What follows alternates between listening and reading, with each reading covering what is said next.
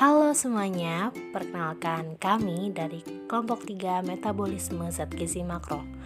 Ada Bila, ada Nisa, dan juga ada Mia. Kali ini kami akan membahas mengenai interkolerasi metabolisme zat gizi makro. Yuk kita simak videonya. Kalian tahu gak sih bagaimana proses metabolisme zat gizi makro seperti karbohidrat, protein, dan juga lemak pada tubuh kita? Ingin tahu jawabannya? Cek video berikut ya. Metabolisme pada karbohidrat memiliki 3 tahap. Yang pertama, glikolisis, yang kedua, siklus Krebs, yang ketiga, transport elektron. Reaksi yang pertama yang terjadi pada metabolisme karbohidrat adalah proses glikolisis. Glikolisis itu terjadi di dalam sitosol. Glikolisis merupakan serangkaian reaksi biokimia di mana glukosa akan dioksidasi menjadi molekul asam pirufat. Proses glikolisis sendiri ini akan menghasilkan lebih sedikit energi per molekul glukosa dibandingkan dengan oksidasi anaerobik yang sempurna. Energi yang dihasilkan itu akan disimpan dalam bentuk senyawa organik berupa adenosin trifosfat atau yang kita kenal dengan ATP. Pada proses glikolisis, satu molekul glukosa itu akan dirubah menjadi 2 molekul pirufat plus 4 ATP dan 2 NADH. Proses selanjutnya yang berlangsung di dalam metabolisme karbohidrat adalah siklus Krebs. Di dalam siklus Krebs terdapat 2 tahapan penting. Yang pertama adalah tahapan persiapan, di mana asam pirufat yang dihasilkan dari glikolisis akan diubah menjadi asetil koenzim A melalui proses dekarboksilasi oksidatif. Yang kedua adalah tahapan siklus Krebs itu sendiri di dalam matriks mitokondria. Asetil koenzim A yang merupakan produk hasil proses dekarboksilasi oksidatif kemudian akan digunakan menjadi bahan dalam siklus Krebs. Terdapat 8 tahap siklus Krebs yang terjadi secara terus-menerus. Tahapan pertama adalah pembentukan sitrat, terjadi pada proses kondensasi asetil koenzim A dengan oksaloasetat yang akan membentuk sitrat dengan enzim sitrat sintase. Selanjutnya, sitrat yang dihasilkan diubah menjadi isositrat dengan bantuan enzim akonitase. Enzim dehidrogenase isositrat kemudian mengubah isositrat menjadi alpha-ketogutarat dengan bantuan NADH. Pada proses ini terjadi pula pelepasan satu molekul karbon dioksida. Alpha-ketogutarat mengalami proses oksidasi sehingga menghasilkan suksinil koenzim A. Selama oksidasi ini, NAD+ menerima elektron menjadi NADH+ dan H+. Enzim yang mengkatalisis reaksi ini adalah alpha-ketogutarat dehidrogenase. Suksinil koenzim A kemudian diubah menjadi suksinat. Energi yang dilepaskan digunakan untuk mengubah guanosin difosfat atau GDP dan fosforilisasi atau PI menjadi guanosin trifosfat atau GTP yang kemudian digunakan untuk membuat ATP. Suksinat yang dihasilkan dari proses sebelumnya ini lalu dioksidasi menjadi fumarat. Saat oksidasi, FAD menerima elektron dan menjadi FADH2. Kemudian enzim suksinat dehidrogenase mengkatalis pemindahan 2 hidrogen dan suksinat. Selanjutnya adalah proses hidrasi, di mana terjadinya penambahan atom hidrogen pada ikatan karbon sehingga menghasilkan malat. Malat kemudian dioksidasi dan menghasilkan oksaloasetat dengan bantuan enzim malat dehidrogenase dan juga menghasilkan NADH. Oksaloasetat ini kemudian menangkap asetil koenzim A sehingga siklus Krebs ini akan terus-menerus terjadi. Hasil dari siklus Krebs ini terdapat 8 proses siklus Krebs nantinya akan menghasilkan 12 ATP. Ke-12 ATP ini terdiri dari hasil 3 NAD+ menjadi 9 ATP, 1 FAD menjadi 2 ATP, serta 1 ATP. Tahapan terakhir dalam proses metabolisme karbohidrat adalah transport elektron. Transport elektron atau fosforilisasi oksidatif adalah tahap di mana terjadi pengubahan NADH dan FADH2 menjadi energi yang berbentuk ATP agar bisa digunakan oleh tubuh.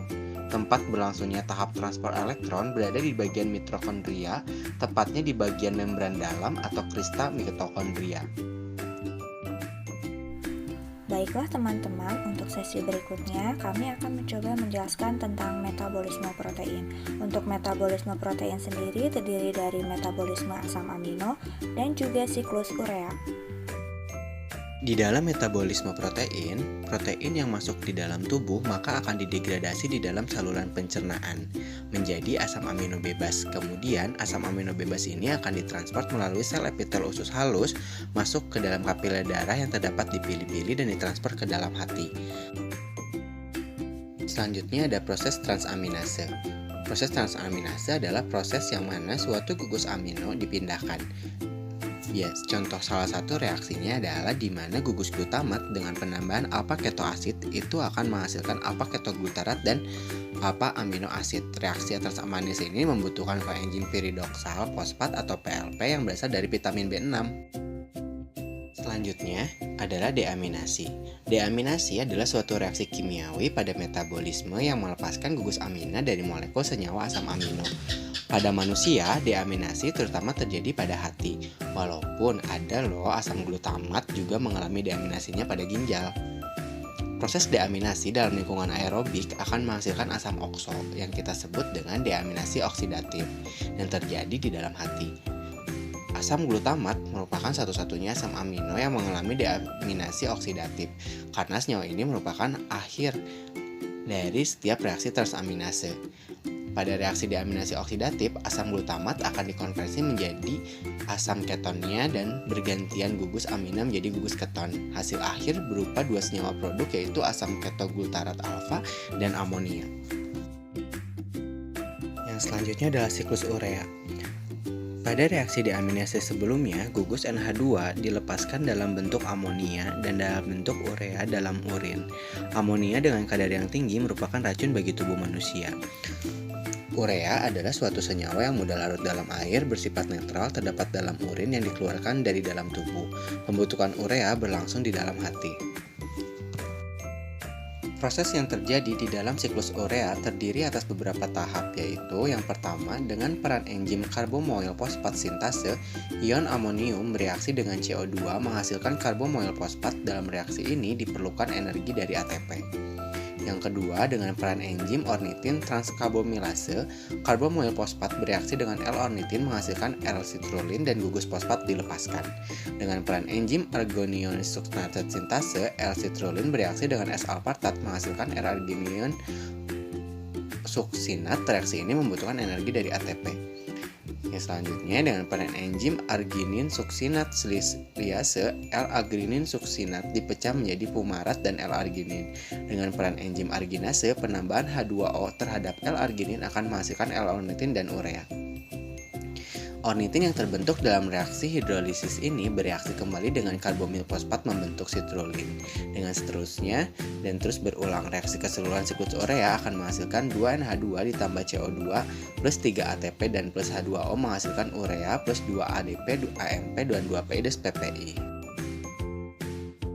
Selanjutnya asam amino yang telah terpecah itu akan termetabolisme di dalam tubuh melalui proses metabolisme asam amino, di mana ada beberapa peranan yang digunakan dan asam amino dipecah menjadi virupat ataupun memang asam amino diubah jadi asetil koenzim A yang nantinya akan berlangsung di dalam siklus Krebs. Setelah kita mengetahui bagaimana proses metabolisme protein, di sini kami akan coba menjelaskan tentang metabolisme lemak. Selanjutnya adalah metabolisme lipid. Metabolisme lipid pertama kali terjadi di dalam duodenum, di mana trigliserida dengan enzim lipase yang dihasilkan dari pankreas akan dirubah menjadi monogliseril dan asam lemak bebas. Terus garam empedu menghasilkan emulsi yang mampu menyerap lemak dan menghidrolisa total lemak di dalam duodenum, sehingga lemak mampu tembus ke dalam epitel usus dan dalam bentuk kilomikron. Kilomikron akan dialirkan ke dalam kapiler limfe, ke dalam ductus steroticus dan melalui vena porta. Dialirkan oleh darah ke hati, yang tidak masuk hati akan mengalir ke jaringan tubuh lain dan mengalami penimbunan dalam bentuk jaringan lemak. Setelah kita mengetahui bagaimana proses metabolisme dari masing-masing zat gizi makro tersebut, lalu bagaimana interkorelasinya? Interkoleransi zat gizi makro dalam metabolisme. Interkoleransi ini terjadi ketika proses puasa di mana karbohidrat sebagai suplai makanan utama tidak didapatkan oleh tubuh, sehingga cadangan lemak dan protein yang di dalam tubuh yang akan digunakan sebagai sumber energi pada proses metabolisme. Karbohidrat sebagai sumber glukosa, dia akan dirubah menjadi glukosa 6-fosfat yang kemudian glukosa 6-fosfat akan mengalami glikolisis sehingga berubah menjadi piruvat. Piruvat mengalami dekarboksilasi oksidatif menjadi asetil koenzim A, dan asetil koenzim A yang terbentuk akan masuk ke dalam siklus Krebs. Pada lemak, asam lemak bebas atau gliserol itu akan dipecah menjadi asam lemak, dan kemudian asam lemak akan memecah merus rantai karbon menjadi asetil koenzim A, dan kemudian asetil koenzim A yang terbentuk akan dirubah dan masuk ke dalam siklus Krebs. Selanjutnya, asetil koenzim A pun akan mengalami lipogenesis atau lintasan metabolisme yang mengubah asetil koenzim A menjadi lemak. Kembali, lemak dan kadar lipid dalam sirkulasi darah merupakan perimbangan antara lipogenesis dan lipolisis oksidasi asam lemak.